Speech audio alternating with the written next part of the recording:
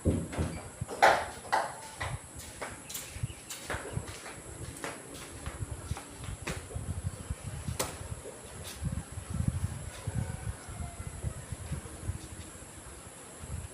kayo guys sa YouTube channel natin. At ang topic natin ay tungkol sa nag-comment doon sa isa sa mga video natin. Actually request niya ito.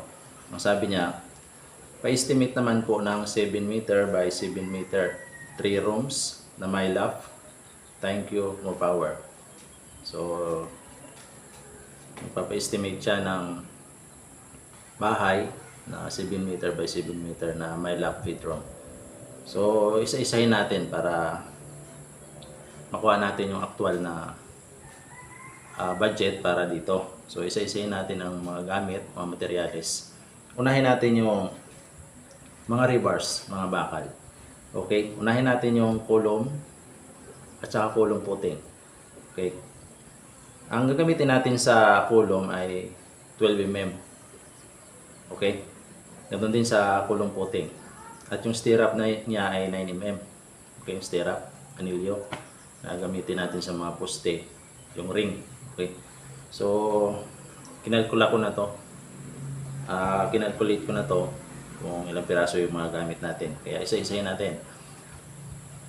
Sa kulong at saka sa kulong puting, 72 pieces na 12 mm ang kailangan natin. Tapos yung stirrup niya is 55 pieces na 9 mm. Sunod natin sa beam. Yan, tie beam. Susunod natin yan. 51 pieces na 12 mm kailangan natin at 43 pieces na 9 mm para sa stirrup ng mga beam. Okay. Sunod natin yung wall footing. Okay, gagamit tayo ng 10 mm sa wall footing. Yan, sa pundasyon ng mga wall. Yan. Gagamit tayo ng 10 mm at 29 pieces ang kailangan natin dito. Okay, susunod nating bakal yung sa mga hollow block na natin, sa mga wall na. Yung vertical at horizontal. Okay. Ang gagamitin natin ay 9 mm lang para dyan. Isang palapag lang naman to eh. May lap lang naman siya, naka-extend lang ng konti yung bubong niya sa taas. Papatong tayo ng hollow block. Pagkatapos ng biga, tulad yan, no, may mga patong hollow block sa taas. Okay. So, ang kailangan natin para sa hollow block na vertical at horizontal ay 88 pieces na 9 mm. Susunod na natin yung bilang ng hollow block. Ang bilang ng hollow block natin is 1,596 pieces na hollow block. Di 4 ang gamitin natin ito. Okay? Marami-raming hollow block kasi mag-asintada pa tayo dun sa banda sa may loft na bedroom. Mga 2 meter magmula sa biga, mag-asintada pa tayo kasi para hindi tayo mauntog sa bubong pag umakyat na tayo sa loft. Ibig sabihin niya yung mga poste nating 6 na piraso ay mas mataas kumpara dito sa kabila na walang loft. Okay? So ayan ang hollow block natin, 1,596. Dito na tayo sa mga buhangin na gagamitin natin. Sa hollow block, kailangan natin ng 254 bag na buhangin. Mamaya, i-calculate natin kung gaano karaming cubic ang kailangan natin sa buong area na to, sa 7 meter by 7 meter na bahay na pinaplanong ipagawa. So, kunin natin mamaya yan yung kabuuan na bilang ng buhangin. So, ayan. Yung kailangan nating buhangin sa wall footing, yan, sa pundasyon ng mga hollow block, sa wall footing is 68 bag na buhangin. Sa kulom naman at saka sa kulong footing, sa mga poste, kailangan natin ng buhangin yan, at saka sa pundasyon niya. Yan, sa kulom at sa kulong footing is 68 bag na buhangin. Sa tie beam na tayo, kailangan din natin ng buhangin yan sa tie beam. Sa tie beam, 50 bag na buhangin. Yan, tapos sa kulom. Okay.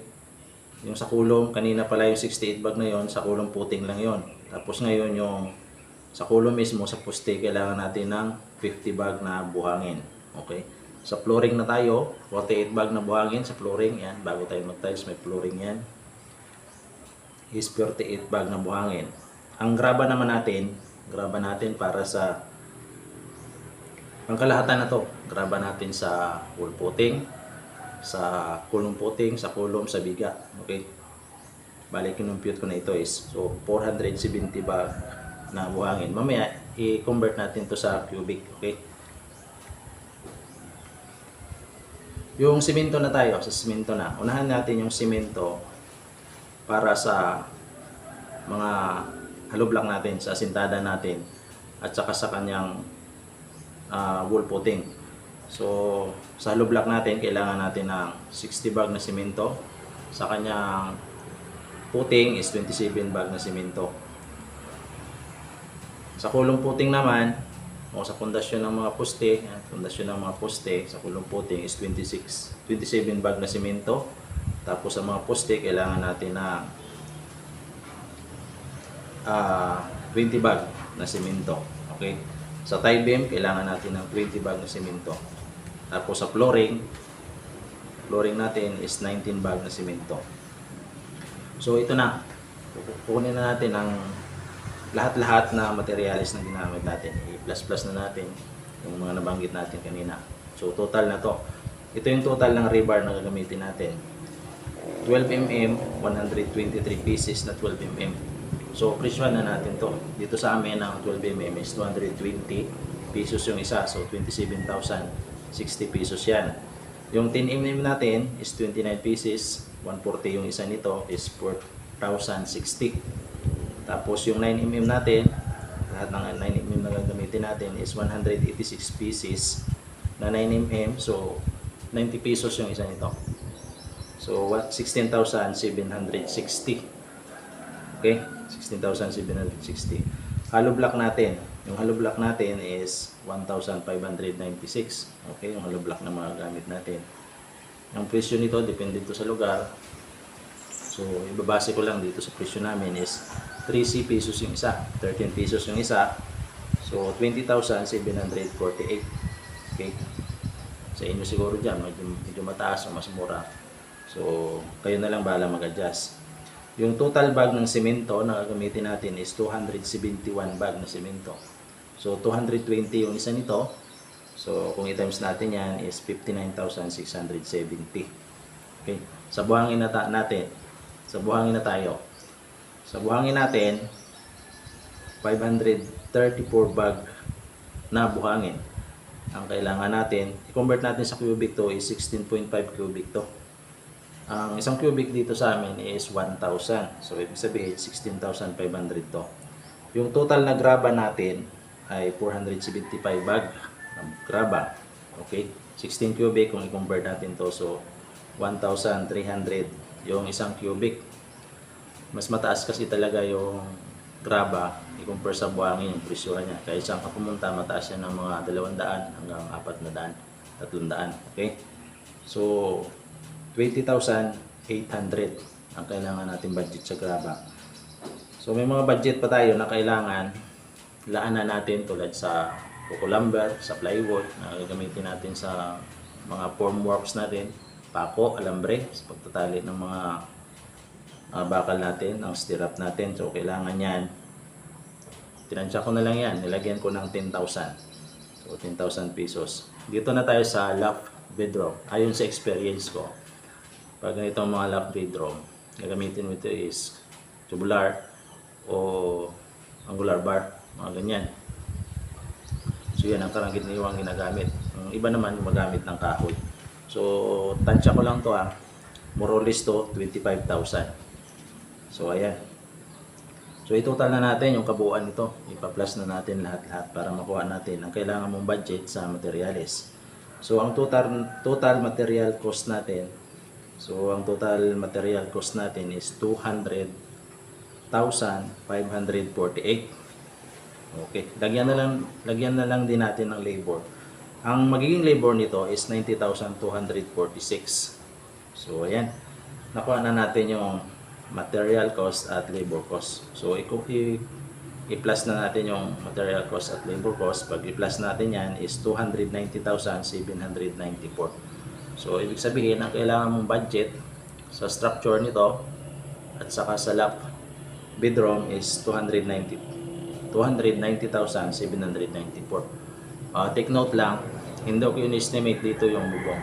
So, bahala ka na lang magtanong dyan sa mga trata kung magkano yung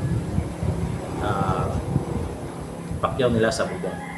So, ayan. Yan ang kailangan mong budget sa structure. 290,794. Hindi dito kasali yung palitada, wala pa mga pinto, mga bintana, wala pang tiles. Okay? Hindi kasali dito sa estimate natin. Hindi natin sinali yun. So, mga kuan pa lang to, mga 50% pa lang nagawa natin. Ibig sabihin, magbabudget ka pa ng another na 50% sa mga natirtirang gawain sa bahay mo. Pwede kang mag-subscribe at mag-like sa channel natin.